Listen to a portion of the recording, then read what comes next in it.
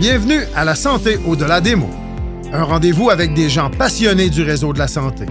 Jean-Pierre Gagné, lui-même médecin, vous fera partager sa passion pour le domaine et vous fera découvrir une foule d'invités et d'acteurs clés du réseau.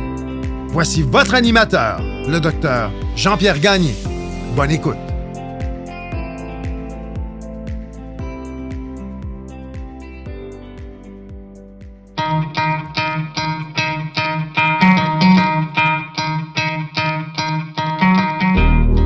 Je prends un court moment pour remercier les commanditaires qui rendent possible la diffusion du podcast La Santé au-delà des mots. Beauchamp-Beaulieu Dessureau-Toupin Groupe Conseil associé à la financière Banque Nationale Gestion de Patrimoine, Medix, LIM, le groupe Tige et Eurofin Environnex.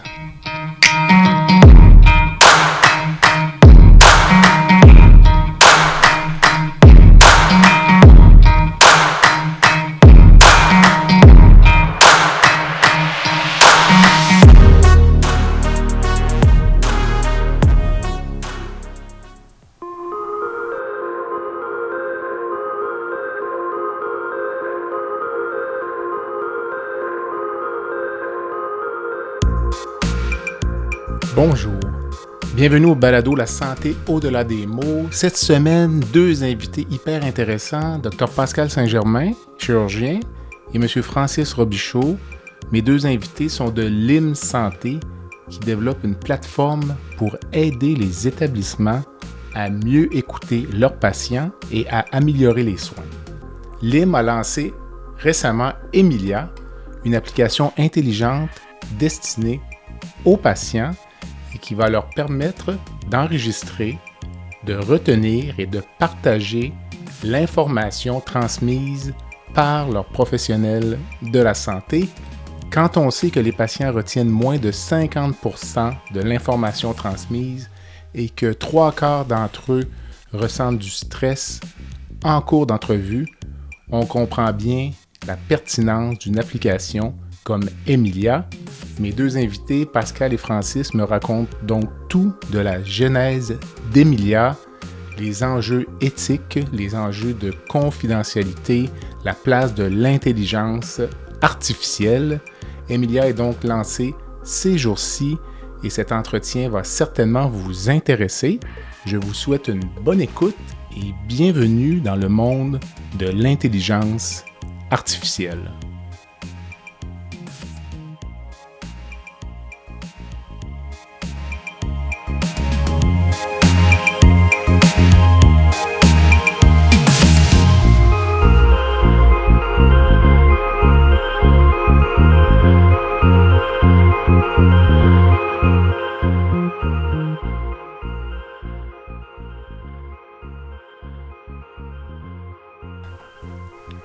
Messieurs, bonsoir. Bonsoir. Ça va bien? Oui, très bien. Pascal, Francis. Francis, nous, on se connaît moins, mais Pascal, depuis plus longtemps un petit peu. Donc, j'aimerais ça. Peut-être on va commencer. On voulait parler d'Emilia ce soir. Donc, oui, exact. Une nouvelle initiative. Votre nouvelle initiative là, d'intelligence artificielle. Mais avant toute chose, peut-être, Francis, parle-moi un peu de ce qu'est LIM ou Lime. Ou, ça se veut bilingue. Les deux sont LIM bons. Santé, Lime Health. Qu'est-ce que c'est? Ce qu'on fait, nous, on a décidé de lancer l'entreprise il y a quelques années déjà en utilisant le patient comme la voie de changement dans sa trajectoire de soins. Fait qu'on est venu collecter l'expérience patient à travers plusieurs établissements. Une entreprise certifiée B Corp qui vise un impact social positif. Okay. Et on fait du SaaS, là, du logiciel pour les établissements de santé, cliniques, hôpitaux, mais toujours avec le volet d'expérience patient là, qui est mis de l'avant. OK, donc c'est encore la définition d'une start-up où on est rendu... Oui.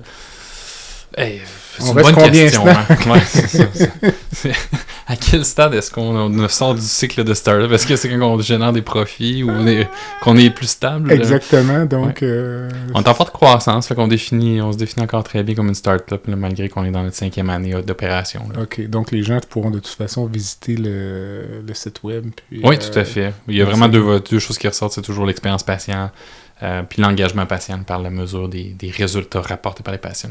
Okay, c'est dans une mouvance des soins de transition des soins axés sur la valeur. OK, donc c'est un processus de longue haleine, disons. Oui, il y a beaucoup d'éducation quand même à faire dans la communauté sur les besoins de changer certains paradigmes. Là. OK. Puis dis-moi, toi, Pascal, qu'est-ce qui t'a amené, mettons, t'as un petit profil entrepreneur, donc qu'est-ce qui t'a amené chez LIM Santé, disons? Ben, j'ai connu Francis avant dans une autre entreprise, puis le 25 décembre 2020, je l'ai appelé pour lui souhaiter joyeux Noël, puis en même temps, je l'appelais pour savoir s'il y avait des projets, parce que ça me tentait de débuter quelque chose aussi, puis j'ai dit, bon, t'as-tu un projet? Ouais, il dit, je viens juste justement d'enregistrer le nom de LIM, je sais pas trop encore qu'est-ce qu'on va faire, mais j'aimerais ça y aller dans l'expérience patient, dans le milieu de la santé. J'ai dit, t'es sûr, tu veux vraiment aller dans le milieu de la santé? On a fait ça avant, puis c'est des longs cycles, etc. Puis il dit, oui, bon, j'ai dit, c'est parfait, j'embarque. Okay. On savait pas ce qu'on allait faire encore exactement. On savait que c'était dans l'expérience patient, mais c'était pas clair. Puis là, ce soir, on veut parler d'Emilia, donc votre nouveau bébé. Oui, exact. En fait, Emilia, c'est un stunt marketing très fort. C'est LIM à l'envers. Okay. C'est Émile. Auquel on a ajouté le concept d'IA, fait que ça a fait Emilia, c'était tout naturel. Bon, écoute, justement, c'était ma question, d'où vient, OK. Effectivement, puis, tu sais, Emilia, c'est un nouveau projet, mais qui vient de notre background d'expérience des dernières années à défendre l'expérience patient, puis à écouter beaucoup de témoignages de patients, mais aussi de gens du réseau, là, sur des problématiques liées à, justement, le déroulement de leur parcours de soins. Là, puis... OK. Et notamment les entrevues là, aujourd'hui, c'est vraiment la rencontre avec le médecin dans le bureau. Oui, exact. Emilia, c'est... Le but d'Emilia, c'est ça. Là, exact. En fait, c'est... Il y a eu une grosse tendance ou une grosse adoption des scribes pour les médecins. Donc, ça facilite la prise de notes, puis la prise de notes pour le dossier, l'archivage. Mais on s'est rendu compte qu'il y a le même besoin, en fait, pour le patient. D'être mieux outillés pour en fait, c'est un aide-mémoire qu'on leur offre d'avoir un accompagnement virtuel dans leur rendez-vous clinique. Okay. Pascal, on est tous les deux chirurgiens, on le sait c'est quoi, on parle au patient, puis plus souvent qu'autrement, on revoit le patient quelques semaines plus tard, puis on réalise que le patient a tout oublié, là, finalement. Donc, c'est un peu à ça qu'Emilia veut répondre. Donc, c'est quoi les enjeux? Il y a certaines statistiques, là, je sais qui sont connues, là, puis les gens sous-estiment à quel point les patients... les patients, souvent, ils se retiennent moins de 50%.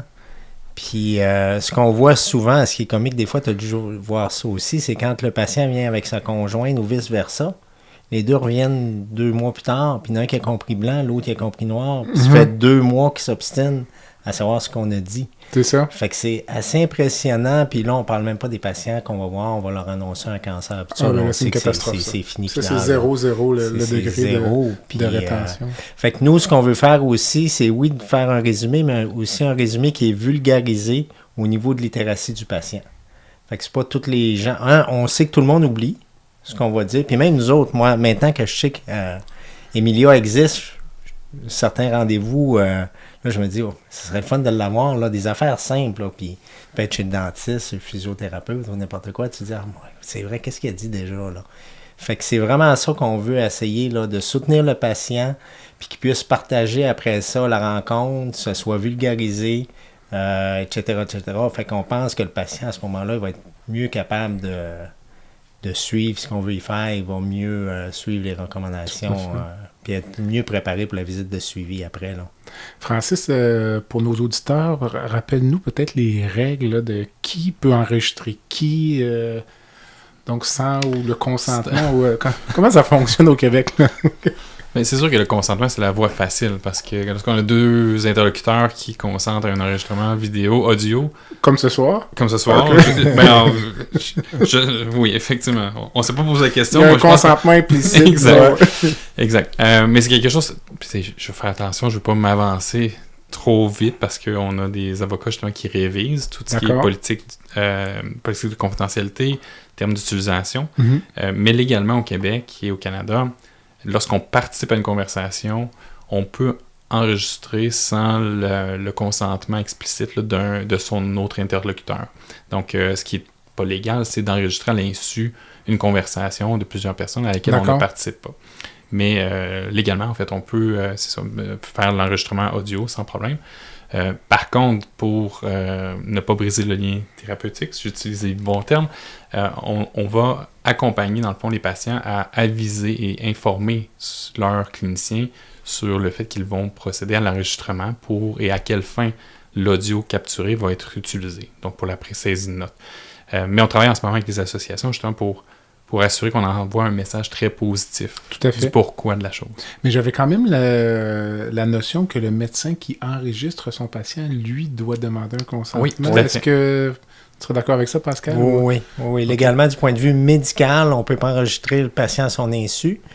Mais le contraire est Mais vrai. le contraire est vrai. On peut. Puis c'est la même chose aux États-Unis, sauf dans 10 États américains OK. qui peuvent pas pour des raisons quelconques là, légales. Là. Exact. Mais oui, du point de vue du patient, il peut le faire. Puis il peut même le faire à son insu. Mais nous, on veut pas ça. On veut un D'accord. esprit de collaboration. Là. Mais toi, comme clinicien, Pascal, là, quand parfois on s'en rend compte, peut-être que parfois on ne le sait pas, mais tu as un malaise avec ça, toi? Lorsque tu te rends compte que le patient t'enregistre, La parce que parfois première on voit, là, le patient fait le geste de peser, disons, sur son téléphone intelligent. Aujourd'hui, c'est ça souvent. Puis, La première fois, oui, parce que ça nous arrive tous là, maintenant. Là, puis la plupart du temps, les patients nous le demandent quand même. Mais la première fois, là, tu sens un petit malaise. Puis là, après ça, on dirait que c'est rentré dans les mœurs tranquillement, pas vite. Puis je pense le fait que nous, on veut les enregistrer avec nos scribes médecins, bien, ça fait en sorte qu'on a l'air un peu fou de dire « Moi, je vais t'enregistrer, toi, tu peux pas. c'est tout ça. Mais il faut le faire en collaboration. Là. OK.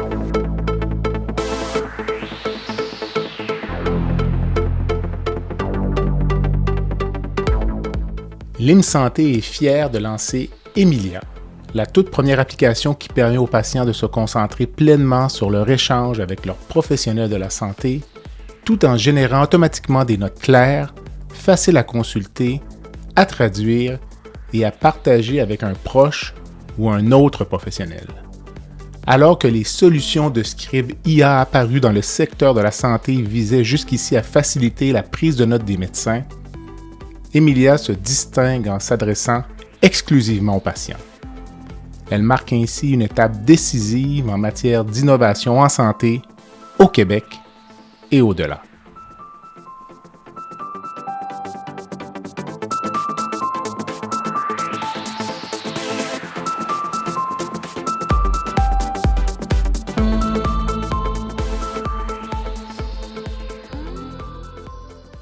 Pour que ce soit bien clair, là, Francis, qu'est-ce qui distingue Emilia, donc, parce que là, pour ceux qui suivent ça un peu, ça explose. Là, Oui, exact. Oui, ces entités-là de scribe IA, là, donc, c'est quoi votre touche magique? Ouais, la touche magique, une Exact. belle traduction. En fait, c'est vraiment l'angle d'approche. Nous, on conçoit avec les patients pour les patients. Et je dis patient, mais aussi le citoyen, le proche aidant. Fait qu'on est vraiment, on met nos lunettes de citoyen qui, lui, est l'utilisateur, l'usager du réseau de la santé. Et toutes les optimisations, développement de fonctionnalités qu'on fait, on le fait en validant, en suivant une démarche où on va inclure des patients partenaires pour assurer qu'on ajoute des fonctionnalités à valeur ajoutée pour eux. Tandis que tous les scribes, en fait, les gens, puis c'est souvent le défaut, je pense, en innovation en santé, c'est qu'on essaie de faire de l'optimisation pour l'efficience du réseau, l'efficience des cliniciens. Donc, l'ensemble des scribes, c'est un peu une guerre, une compétition de fonctionnalités destinées aux cliniciens, optimisées pour des physiothérapeutes, optimisées pour certaines trajectoires spécifiques. Alors que nous, on se veut vraiment quelque chose qui est dans les mains de monsieur, madame, tout le monde et qui leur permet là, d'enregistrer des notes et conserver eux-mêmes leurs notes plutôt que s'en remettre à un scribe qui a été capturé par une équipe clinique qui l'aurait partagé. Puis l'exemple concret que Pascal disait, c'est qu'on va amener dans l'analyse de la rencontre un résumé, mais aussi une vulgarisation de certains thèmes scientifiques ou complexes qui ont été prononcés pour, encore une fois, améliorer l'adhérence, mais la compréhension là, des étapes de suivi qui étaient demandées aux patients. Mais le patient conserverait l'entièreté du fichier audio ou parce que ma compréhension pour les scripts médicaux, c'est que le fichier conservé 48 heures va être détruit une fois que la note est produite là, pour des raisons de confidentialité ou de protection des données. Est-ce qu'on parle de la même chose ici ou le patient là, demeure propriétaire du fichier audio au complet? Le fichier audio, en fait, on en a besoin temporairement pour traiter par IA le résumé de la rencontre et générer là, des plans de suivi. Fait que temporairement, il est conservé sur nos infrastructures logicielles au Canada, mais ensuite, il est discarté. Là. Donc, il n'y a pas besoin de rétention du fichier audio pour une réécoute subséquente, mais on a besoin de le conserver temporairement là, sur l'appareil mobile et sur nos serveurs là, du patient. Donc, le patient n'est pas propriétaire de ce fichier. Il en demeure, c'est lui qui en est pendant sa propriétaire. courte durée de vie. Pendant sa courte durée de vie, exactement. OK. Ouais. Puis là, c'est vraiment une gestion de risque. C'est ce qu'on travaille justement à définir ou à clarifier avec nos avocats. Est-ce que c'est 24 heures, 7 jours, 48 heures? Il y a un temps maximum s'il n'y a pas de connexion Wi-Fi.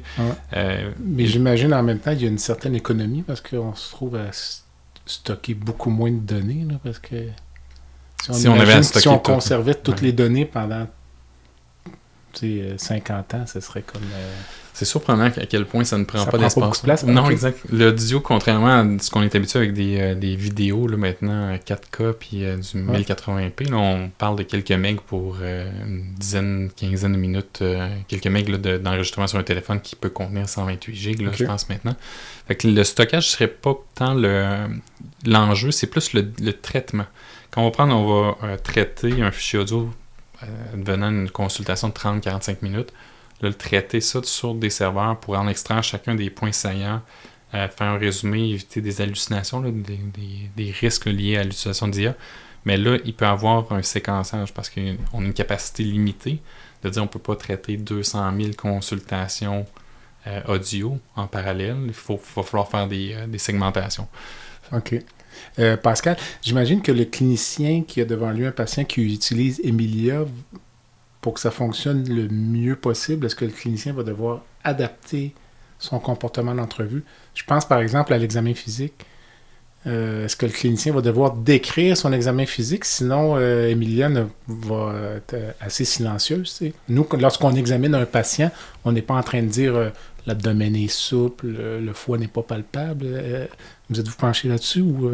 Ouais, c'est sûr, c'est que l'idéal, c'est que le médecin décrive. Mais s'il le fait pas, ça reste que ce qui est important, c'est d'avoir l'histoire, c'est d'avoir après ça les conclusions du médecin, sa conduite à tenir, qu'est-ce qu'il recommande, c'est quoi les points importants.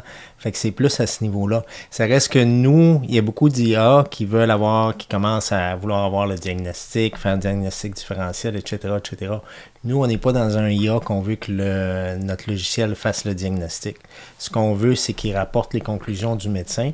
On veut surtout pas non plus que le médecin arrive avec un diagnostic, puis après ça, Emilia donne un autre diagnostic. Ouais.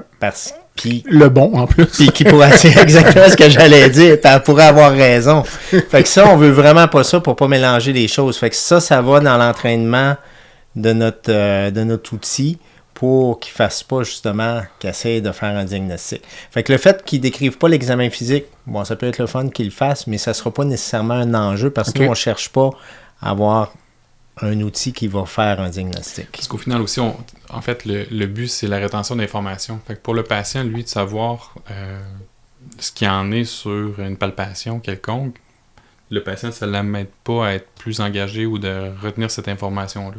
Fait que pour lui, de ramener cette information-là, étant donné qu'on ne pose pas de diagnostic. En même temps, il y a quand même des chances que le clinicien, dans l'entrevue, par la suite, revienne sur les éléments marquants de l'examen physique exact. Pour dire, par exemple, vous avez un cancer d'estomac, j'ai noté que vous aviez un ganglion dans le cou. Ouais. Ça va ressortir peut-être à ce moment-là. Là. J'aimerais ça, Francis, écoute, moi, je ne connais rien, mais l'intelligence artificielle, là, on en parle, là, mais je veux dire... Là, vous êtes entré. Comment ça fonctionne pour dire qu'on est prêt à mettre sur le marché? Il faut entraîner la machine ou la machine apprend d'elle-même? Ou, comment ça fonctionne? Pour les gens qui en savent peu.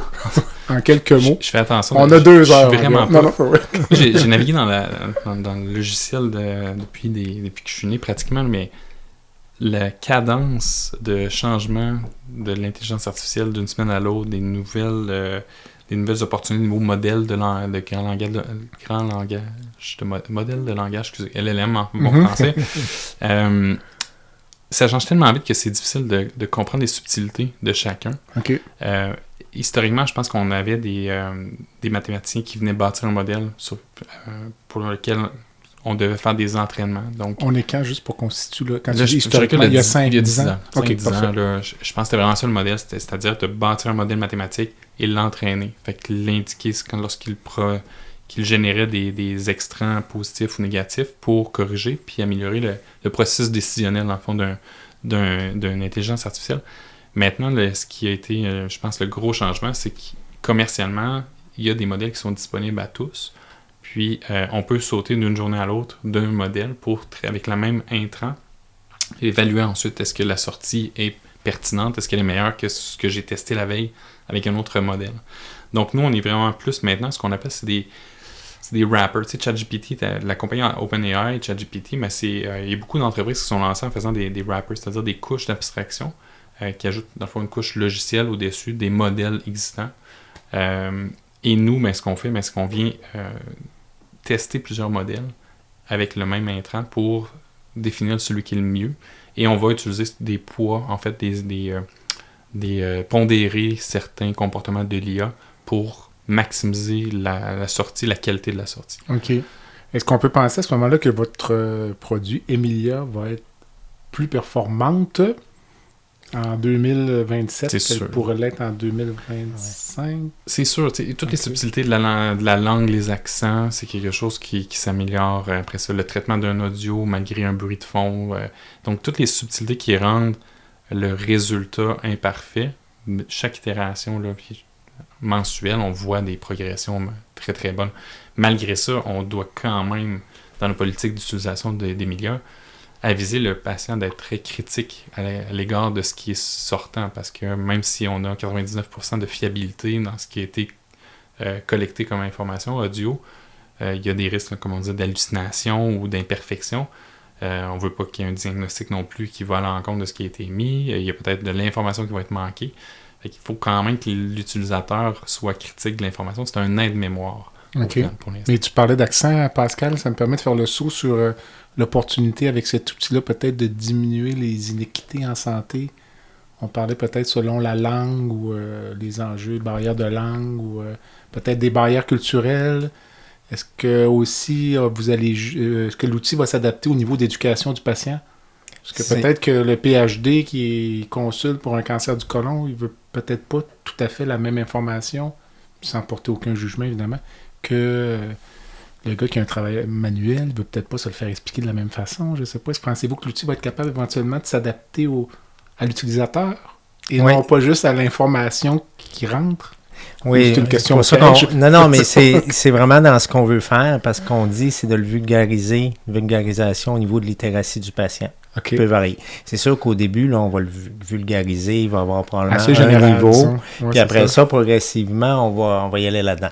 L'autre chose, c'est qu'on sait maintenant, même que les entrevues vont être la plupart du temps en français et en anglais, mais on peut faire la vulgarisation puis la traduction simultanée dans la langue du patient.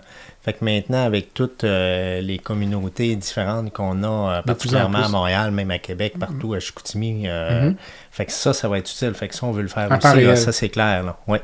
Okay. Oui. Okay. On veut être capable de le traduire en même temps au niveau de la langue du patient, là, c'est sûr. Puis dis-moi, toi, comment on est un peu plus âgé, là, je pense qu'on verra peut-être pas l'aboutissement de ça, je veux dire... En tout cas, peut-être comme patient. Mais comment vois-tu cet outil-là s'intégrer dans la relation médecin-patient? Puis, penses-tu que ça va améliorer les relations ou augmenter la productivité? Le but ultime de cet outil-là, c'est l'expérience patient, ou on peut penser qu'il va en découler d'autres choses? Le but ultime, meilleur résultat peut-être au niveau thérapeutique, je sais pas moi, meilleure adhésion au plan de traitement, on peut tout voir, j'imagine? Oui, c'est exactement ça qu'on veut. Le but ultime, c'est que le patient aille mieux. Fait que le but, c'est qu'il comprenne mieux qu'est-ce qu'on lui demande de faire, qu'il comprenne mieux son traitement, qu'il comprenne mieux les recommandations, pour qu'après ça, qu'il les mette en application. Puis, c'est pas juste d'améliorer l'expérience, mais c'est vraiment d'améliorer les résultats, là. Puis, moi, je pense que ça va améliorer la relation avec le médecin. Puis, juste, on peut penser que il va se rapprocher du niveau de langage. Fait que si le patient, tu l'as vu, parce qu'il y en a surtout particulièrement avec les maladies chroniques, tu l'as vu, puis à chaque fois, il comprend la moitié. Tu es obligé d'y expliquer. Puis là, il arrive, il est prêt, puis il y a peut-être une affaire qu'il n'a pas compris, puis là, il va te demander spécifiquement cette chose-là. Il est capable d'aller lire, d'aller voir qu'est-ce que tu as dit v'là 1 an, v'là 6 mois, v'là 2 ans, puis voir la progression aussi. Fait que moi, je pense qu'il va arriver mieux préparé. Puis comme médecin, on va être content que nos patients arrivent mieux préparés, puis on n'a pas besoin de toujours répéter, puis que le patient n'appelle pas à la clinique pour dire « Ah, j'ai pas compris telle affaire ». Puis moi, je pense que ça va améliorer la relation, c'est sûr. Puis quand j'en parle à différents médecins, c'est ce qu'ils me disent aussi, là. La plupart sont contents que ça s'en vienne, là. Avez-vous pensé intégrer à cet outil-là en temps réel que l'application d'emblée suggère aux patients des questions à poser aux cliniciens? Faut pas que le patient arrive chez lui puis dire j'aurais donc dû lui demander là, donc peut-être si je consulte pour un cancer du côlon là, que l'outil me donne c'est quoi les questions là, les 5 questions les plus fréquentes que les patients veulent savoir. Je donne un exemple. Est-ce que je vais avoir de la chimiothérapie? Est-ce que je vais avoir de la radiothérapie? Est-ce que c'est génétique? Allez-vous intégrer ça à l'outil? C'est un des feedbacks qu'on a eu de nos patients partenaires, c'est-à-dire de mieux se préparer aux rencontres pour éviter justement le moment critique que j'ai 10-15 minutes avec mon clinicien, puis là, spontanément, j'ai des questions, j'ai une feuille de notes, fait qu'on vise d'utiliser l'outil justement pour mieux préparer les rencontres de suivi, particulièrement. Une mémoire de ce qui s'est dit la dernière fois, comment revenir vers ça. C'est pas confirmé, mais dans notre carnet de route, on aimerait bien aussi de venir collecter de l'information entre 2 suivis médicaux. OK. Fait qu'à ce moment-là, le patient utilise ça un peu comme son journal de bord. Tout à fait. Puis qu'on synthétise après ça de l'information pour dire voici les questions que vous devriez poser. Est-ce que c'est connecté sur les questions plus génériques selon certaines trajectoires ou peut-être que simplement dans la consultation, le médecin n'a pas couvert un aspect du plan de traitement. Puis là, comme rendez-vous dessus, mais que ce serait bon qu'on le remette de l'avant. Okay. Il y a beaucoup d'opportunités. Là, en fait, comme disait Pascal, c'est qu'on veut que le moment en présentiel, la valeur soit maximisée. Fait comment le patient... Ben, c'est sûr que si le patient n'a pas l'anxiété de se dire qu'il faut qu'il retienne des choses, parce que ça va lui être redit après, déjà, c'est quand même un potentiel extraordinaire, je pense. Là, donc, j'ai l'impression que cet outil-là n'a pas besoin du tout de l'approbation du réseau hospitalier. Là, je veux dire, le patient est complètement autonome, il rentre. Pour nos premières phases de lancement, non, effectivement, le patient, c'est une application App Store, Play Store de Apple, Google. Fait que c'est un téléchargement vraiment indépendant de tout le reste de l'infrastructure qui existe, là, informatique là, du réseau de la santé. Il y a des opportunités d'arrimage. Contrairement au scribe. Exact, oui. Qui, eux, doivent être... Oui, qui est régi par des règles de sécurité et d'interfaçage avec les dossiers médicaux électroniques. Puis comment voyez-vous votre intégration avec le beau dossier santé numérique qui va nous coûter 5 millions? Si on se projette, est-ce qu'il y a quelque chose de ce côté-là ou on est trop loin? C'est un gros chantier qui coûte très cher. Effectivement. C'est ça Fait que, disons, nous, à l'inverse, on n'arrive pas avec un produit hyper complexe. On arrive avec quelque chose qui a des impacts des joueurs. Fait qu'on n'a pas un chantier de mise en place qui prendrait des années. Mais c'est sûr qu'il y a de l'information de saisie de notes qui peut être ramenée dans le dossier santé numérique. À ce moment-là, c'est des choses qu'on va discuter et qu'on va évaluer avec Santé Québec, la santé publique, mais... Bon. Le podcast La santé au-delà des mots est une présentation du groupe conseil Beauchamp, Beaulieu, Dessureau, Toupin de la financière Banque nationale Gestion de patrimoine. Comme nous croyons que la santé financière fait partie de la santé globale, nous sommes heureux de nous joindre au Dr Jean-Pierre Gagné pour vous souhaiter une bonne saison de la santé au-delà des mots.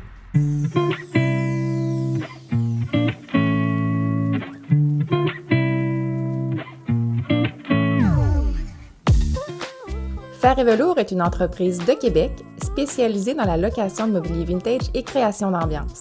Nous vous proposons une offre de service à la carte et selon vos besoins. De la simple location à la gestion événementielle complète. Chez Fer et Velours, notre slogan est de faire différent avec élégance. Visitez notre site web au www.fervelours.com. Au plaisir de vous rencontrer.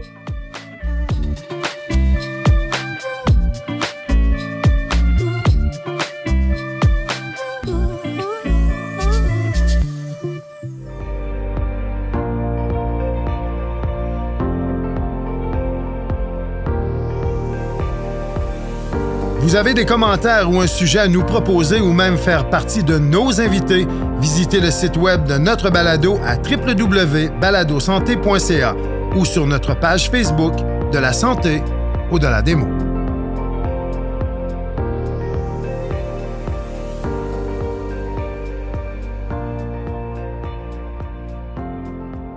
Je veux dire que la portion que j'aime de ça, c'est qu'on ne demande pas aux cliniciens parce que j'ai vu sur certains médias sociaux des gens qui suggéraient que les médecins devraient vulgariser leur langage médical dans le dossier du patient. Pour des fins d'utilisation par le patient? Oui, autrement dit, de dire que, là, commencer à dire que, je te donne un exemple que Pascal va comprendre, donc, tu sais quoi de l'odynophagie? Oui, tout à fait. Toi, tu le sais? Non. OK, bon. Donc, c'est des douleurs en avalant. Donc, mais c'est un terme scientifique, c'est de l'odynophagie, mais il y a des gens, il y avait comme un petit mouvement, mais je pense qu'avec ça va résoudre ce problème-là. Les gens disaient que le médecin devrait écrire dans le dossier médical le patient de la douleur en avalant. Moi, je trouvais qu'on pousse. Je sais pas, Pascal, je trouvais qu'on étirait l'élastique un peu. Là. Je sais pas, qu'est-ce que tu en penses? Ben, c'est parce qu'on est habitué d'utiliser nos termes médicaux, puis entre nous, on les utilise. Fait que c'est difficile de faire les deux. On a été entraînés comme ça. Ouais. Mais on règle ce problème-là, c'est clair. Exactement. C'est ça qui est le but aussi. Là. C'est pour ça que nous, on est vraiment centré sur le patient. On le fait pour lui. Puis toutes les opportunités, on parle à des gens, puis à chaque fois qu'on parle à quelqu'un, écoute, il y a 20 suggestions à nous donner. Tout le monde nous dit, c'est fantastique, mais tu pourrais faire ça aussi, tu pourrais faire ça aussi. Quand tu nous as donné 3 ou 4 suggestions, là. Exact. On vient de commencer, là. Tout le monde, c'est comme ça, là. C'est bon. Puis on rencontre beaucoup de monde, là. Exactement. Mais le parler que je fais, en fait, est-ce qu'on pourrait se poser la question, est-ce que c'est le rôle du médecin ou de l'équipe clinique de traduire dans la langue maternelle du patient? La réponse est non, c'est une évidence. On ne peut pas demander à un médecin de parler 125 langues. C'est un peu la même chose. C'est-à-dire, est-ce qu'on demande aux cliniciens de s'adapter au niveau de littératie de chacun des patients pour expliquer les thèmes scientifiques? Mais ce n'est pas efficient comme système si on demande ça. Ah, mais alors, je pense qu'on dans l'entrevue, dans le cabinet, je pense qu'on doit, moi. Ouais, je pense aussi, c'est ça. Il faut traduire en espagnol? Non, il faut s'assurer que le patient comprenne. Ah oui, d'accord, oui, c'est ça. Puis, je veux dire, si ça prend un traducteur... Moi, si je rencontre un allophone, une langue que je peux même pas balbutier quelques mots, je veux dire, ça n'a aucune valeur, cette rencontre-là. Exact, c'est ça. Mais ce que je veux l'exprimer, en fait, c'est qu'il y a un outil maintenant qui permet de le faire. Oui, c'est sûr. Tout le monde gagne en termes d'efficience. Exactement. C'est bon. Écoutez, c'est super intéressant. Dis-moi, Francis, si on se projette, mettons, là, on est en lancement. C'est quoi les étapes? Comment ça fonctionne quand on lance un...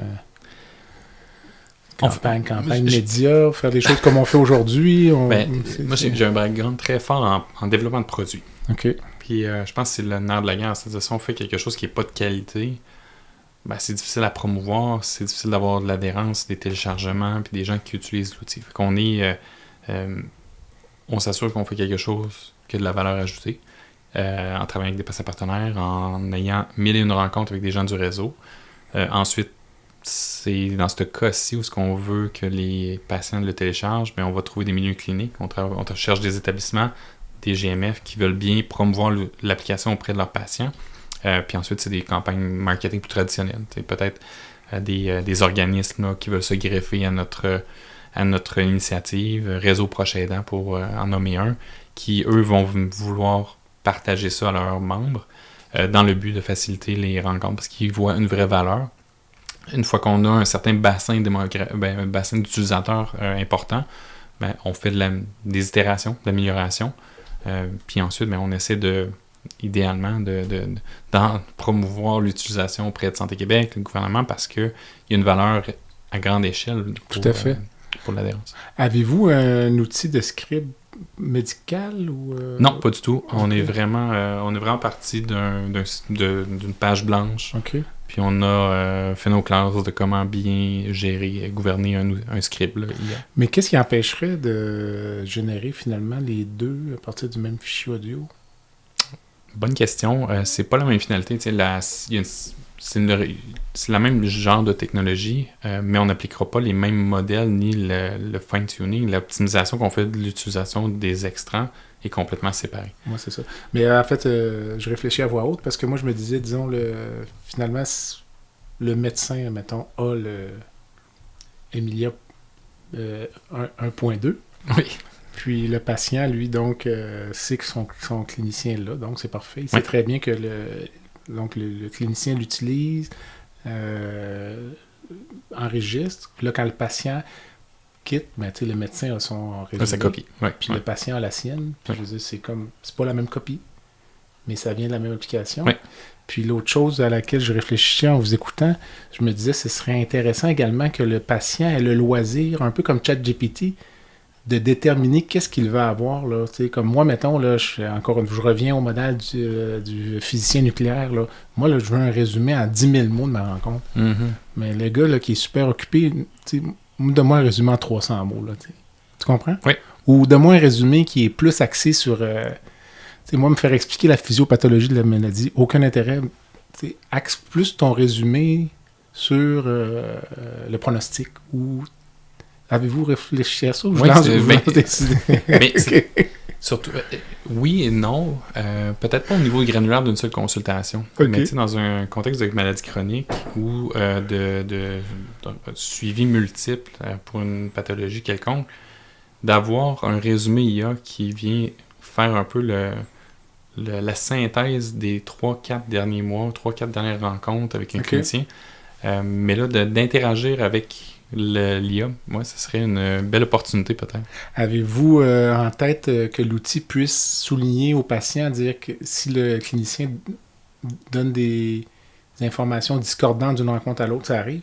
Ouais. Parfois, on va dire au patient, écoutez, le taux de complication de telle chirurgie, mettons, c'est 3%.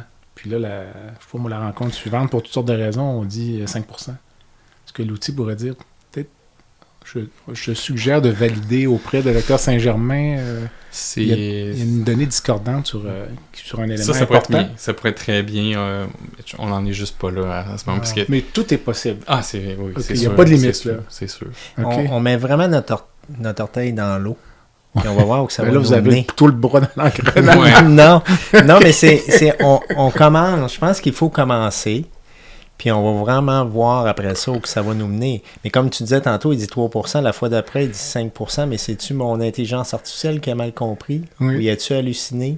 Fait qu'on veut pas trop rentrer dans l'interprétation de ce que le médecin dit. On veut pas nécessairement challenger le médecin. Mm-hmm. Après ça, dans les prochaines itérations, ben c'est sûr qu'éventuellement, on fait un peu un chatbot là, qui tu vas pouvoir peut-être y poser des questions, il va te répondre. Ouais, mais là, tel médecin me dit ça, qu'est-ce que tu me recommanderais pour la diète? Ben là, il peut te répondre quelque chose au lieu de se mettre sur une liste d'attente pour voir une diététiste, voir un physiothérapeute. Ben, quel exercice tu pourrais me suggérer pour mon genou, puis tout ça? Mm-hmm. Ben, on peut avoir un outil qui va pouvoir répondre à ce genre de choses-là. Mais on veut pas faire de la médecine avec notre outil.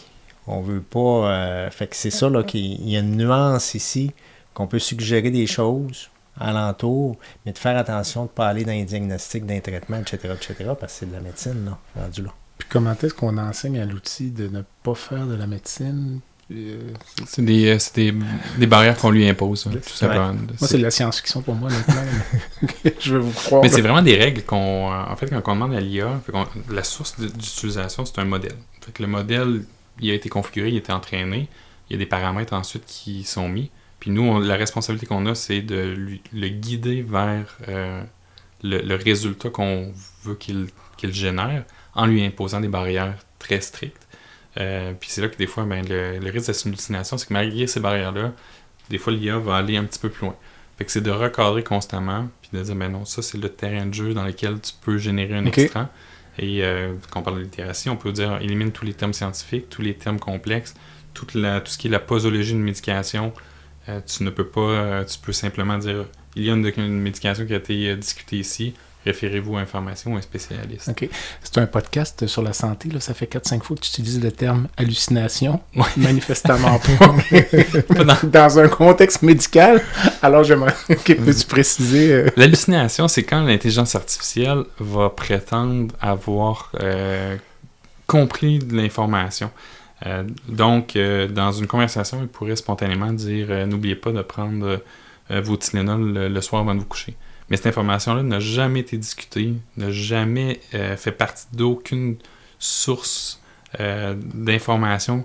Donc, c'est vraiment l'IA qui agit de façon hors de contrôle, qui va informer ou indiquer quelque chose qui est complètement... dont la source est surprenante.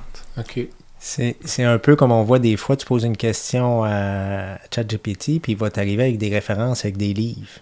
Il n'existe pas. Tout à fait. Il les a hallucinés. Ben écoute, je l'ai testé à l'occasion parce que parfois, moi, je lui pose une question, puis la réponse est très précise. Puis là, il me répond avec assurance. « Oh oui, un tel. » Puis là, je dis « Non, c'est pas ça du tout. » Tu as raison, ce n'est pas ça du tout. Puis là, il me redit quelque chose qui n'a aucun sens non plus. Puis des fois, je suis comme, tu comprends pas, là, c'est telle référence. Puis là, il a comme, c'est entraîné pour avoir l'air un peu innocent, on dirait. Oui, je m'excuse. Il y a un degré d'empathie des fois qui est trop élevé. Un peu tannant, tu sais, donc quand même, c'est tout un projet, messieurs. C'est peut-être confidentiel. C'est quoi le modèle d'affaires? Est-ce que c'est une application payante? Comment est-ce qu'on... Comment qu'on en fait... Comme on dit, on revient au cas de passe. C'est une start-up quand même, Oui, exact. C'est une business. D'emblée, nous, on a déjà une plateforme logicielle qui est utilisée, commercialisée à travers 5 provinces territoires au Canada. Okay. On génère déjà des revenus de ça. Emilia, ça devient une extension de notre modèle d'affaires de base, qui est de commercialiser une plateforme SaaS. Ensuite, on explore quelques modèles d'affaires. Là, on a eu plusieurs opportunités, je dirais, là, de faire des revenus, mais d'emblée, le but n'est pas que le patient paie pour le téléchargement avec un abonnement mensuel. Ça irait à l'encontre un peu de nos valeurs, mais aussi à l'encontre de l'adhésion puis du bassin d'utilisateurs d'une masse. Il faut atteindre une certaine masse critique pour que l'outil reste pertinent et qu'on puisse l'améliorer. Mais la journée où vous le mettez en fonction, là, puis moi, j'utilise la première fois, là, est-ce que vous allez me dire, écoute, au début, là, mais je vais avoir une mise en garde, méfie-toi, l'application est à son lancement. Non, la qualité de l'application va être là. Le texte, ou je ne sais trop comment... Dans tous les cas, que ce soit la semaine prochaine ou dans un an qu'on fait l'utilisation, on va quand même faire des mises en garde parce qu'on utilise des technologies de l'intelligence artificielle puis qu'il y a des risques qui sont liés à son utilisation. Mais l'application va fonctionner jour 1. Il n'y a pas de seulement 50% de l'audio a été capturé ou le résumé n'a pas été géré. On s'assure d'avoir une certaine qualité, puis on fait des tests justement de validation là, que c'est fonctionnel. Mais je parlais plus du contenu, pas nécessairement du contenant. Justement, les fameuses hallucinations, là, tu sais, Pascal? Ouais. C'est pas nous qui entraînent nécessairement l'intelligence artificielle. C'est les compagnies qui le font, justement. Nous, ce qu'on fait, là, c'est d'emmener ces outils-là qui sont hyper puissants, puis de leur emmener, comme il disait tantôt Francis, d'emmener des consignes. Okay. Fait que nous, on peut lui donner, mettons, 25 consignes. Puis là, on teste. Quand je donne ces consignes-là, qu'est-ce qui me sort après? Ah, pas tout à fait ça. Je change quelques consignes. Qu'est-ce qu'ils vont... Avec la même entrevue, là, on fait des entrevues simulées, là, puis là, on les teste. Fait que là, avec telle autre consigne que je viens de changer, qu'est-ce qui va me sortir? Fait que la puissance de cette machine-là, je peux lui dire de me faire des diagnostics. Puis c'est quoi le meilleur traitement? Puis il y a une étude qui est sortie dernièrement, justement en Afrique, puis qui était, je pense, 20% supérieure, les diagnostics avec l'intelligence artificielle qu'avec les cliniciens. Fait que ça le fait. Mais nous, il faut donner les consignes pour qu'est-ce qu'on recherche, c'est quoi le but. L'intelligence artificielle, là, ils ont mis des milliards là-dedans pour l'entraîner. Nous, on ne fera pas ça. Là. Mais nous, c'est avec des patients, avec des médecins, patients partenaires, de voir avec les consignes qu'on leur donne. Puis là, c'est là que tu as plusieurs couches. Là. Mais l'intelligence artificielle est déjà capable de faire tout ça. Là. Okay.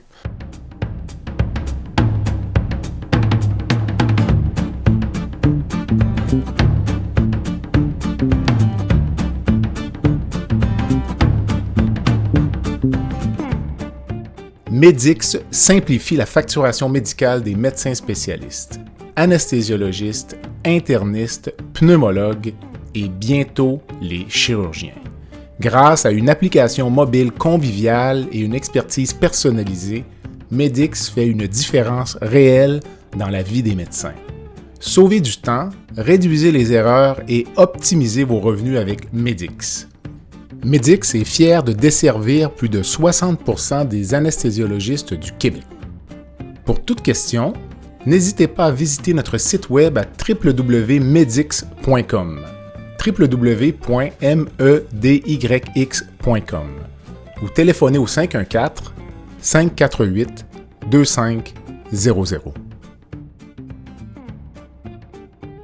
Une question, peut-être on approche la fin, mais je me disais, disons, j'ai un patient devant moi aujourd'hui, là, il parle portugais, je veux dire, est-ce que l'application va nécessairement pouvoir gérer toutes les langues sur la planète ou on va dire, ah non, écoute, laisse vraiment, si tu veux avoir un patient qui parle telle langue, il faut retourner un petit peu dans la programmation, puis te revenir. Non, bon, est-ce que toutes les langues seront supportées? Non, je confirme qu'il y a certains dialectes qui ne seront pas. Ouais, c'est ça.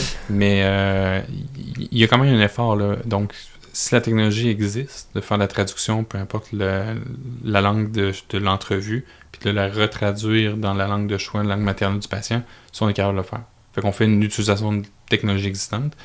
Puis dans la traduction, c'est quelque chose qui est assez bien distribué là, et facilement accessible. Là. OK. Quand même, écoutez, mais ça fait le tour. Est-ce que j'ai oublié de vous poser une question au sujet de cet outil extraordinaire? Ben, on s'aime de quelque chose, je pense, et je souhaite qu'il change sincèrement la relation, là, la nature des consultations pour le bien du patient, mais du réseau. Tout à fait. Puis il y a tout le concept, il n'y a pas d'oubli là, dans ce qu'on a échangé, mais tout le concept là, après ça, comment on en fait un outil de santé publique. Puis Pascal en a glissé quelques mots, mais c'est sûr qu'on voit l'opportunité après ça d'accompagner les patients dans leurs habitudes de vie potentiellement, puis de les ouvrir vers des opportunités de prise en charge de leurs soins. Là. Ah, tout à fait, tout à fait. Parce on va être quand même capable de faire... L'hymne de base, on fait des questionnaires. Fait qu'on est capable de faire des dépistages de vulnérabilité, par exemple. Mm-hmm. Fait qu'à tous les 6 mois, 1 an, pour certains groupes d'âge, on vous envoie un questionnaire voir la vulnérabilité. Puis là, peut-être vous auriez besoin d'aller à la maison. Peut-être que vous auriez besoin de telle chose. Puis, peut-être ça commence à être le temps de penser à avoir peut-être un RPA ou un CHSLD ou des choses comme ça, pour que le patient qui nous arrive à l'hôpital pour une infection urinaire ou pour d'autres choses, qu'il ne soit pas pris après ça à l'hôpital 1 mois et demi, parce qu'il ne s'attendait pas à ça, puis tout d'un coup, il arrive à l'hôpital, puis il crache. Fait que d'être capable, fait que c'est toutes ces notions-là qu'on va pouvoir, campagne de prévention, comme on a fait l'année passée pour un cancer colorectal avec un algorithme.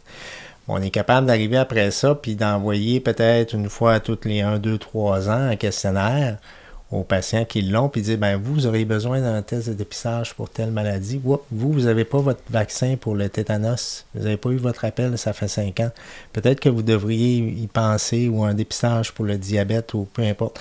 Fait que nous, après ça, étant donné que c'est une application pour les patients médicales, c'est des choses qu'on va penser à rajouter. Fait que c'est toutes des idées qu'on a déjà à force de parler à beaucoup de gens. On ne veut pas juste en faire un scribe patient. On veut faire en sorte après ça d'y mettre du gras alentour. Là. Puis c'est là qu'on rencontre beaucoup de gens pour toutes ces choses-là qu'on va mettre alentour. C'est sûr que je pense qu'il faudrait faire attention à ce que ça ne devienne pas un truc avec des notifications quotidiennes. Non, ça, c'est clair. Parce qu'il y a peut-être des gens qui vont désactiver. Non, exact. Il faudrait que ce soit peut-être... 1 ou 2, 3 fois par année. Voici. Oui, exact. Il faut que l'application voici un résumé là, de ce qui s'est passé. À vocation claire et non pas un couteau suisse là, d'accompagnement patient dans l'ensemble de ses besoins de santé. Là. Fait qu'on est vraiment... On a une prémisse ou un point de départ très clair. Puis après ça, on va faire des choix de vers où ça va nous aiguiller. Pascal, tu parlais un peu des outils préventifs, comme chez les personnes âgées, là, tu y faisais référence à ça. Il y a déjà des gens qui travaillent là-dessus, là, je pense, à des résidences intelligentes. Là. Puis c'est intéressant parce que j'avais eu Dr Félix Pajot en entrevue, là, qui est gériatre ici à Québec. Puis il disait pour les personnes âgées, le défi, c'est de ne pas enfermer les patients dans une bulle technologique. C'est l'image qu'il utilisait là, qu'il soit pris, là, effectivement. Là, avance pas, va pas là, tu vas tomber. Puis que ça devienne finalement un facteur de stress. Écoutez, monsieur, ça fait un excellent tour d'horizon. Là, donc, vous êtes premier invité, mais il y a une petite capsule, une petite baguette magique dans mon podcast. Donc, il faut s'y prêter. Sinon, vous n'avez pas le droit de sortir. Alors, je vais commencer avec Francis. Toi, si tu pouvais changer une chose dans le réseau de la santé, par magie aujourd'hui, je présume que ça va tourner un peu autour de ce qu'on a dit. Ou... Ah, même pas. Non, même pas. Moi, je pense que ça a été souvent rapporté. Puis, tu sais, je réviserais le terme étymologique de réseau de la santé. J'appellerais ça le réseau de la maladie. Puis j'aimerais donc bien qu'on fasse très tôt en éducation, de la prévention, davantage pour que les jeunes soient conscientisés sur leurs habitudes de vie. Tout à fait. Pour que ça devienne des citoyens en santé, en forme, puis qu'ils aient une qualité de vie exemplaire. C'est un peu le message de Pierre Lavoie, je pense. C'est peut-être parce que vous l'avez rencontré aujourd'hui. Pascal, toi? Moi, c'est la pertinence. La pertinence des soins. On voit trop de choses qui sont faites, qui sont inutiles, qui coûtent de l'argent. Les instruments qu'on utilise, des fois, tu le sais là aussi bien que moi. Des examens de radiologie, des tests, des formules sanguines le matin. Moi, c'est vraiment la pertinence des soins. Si on met...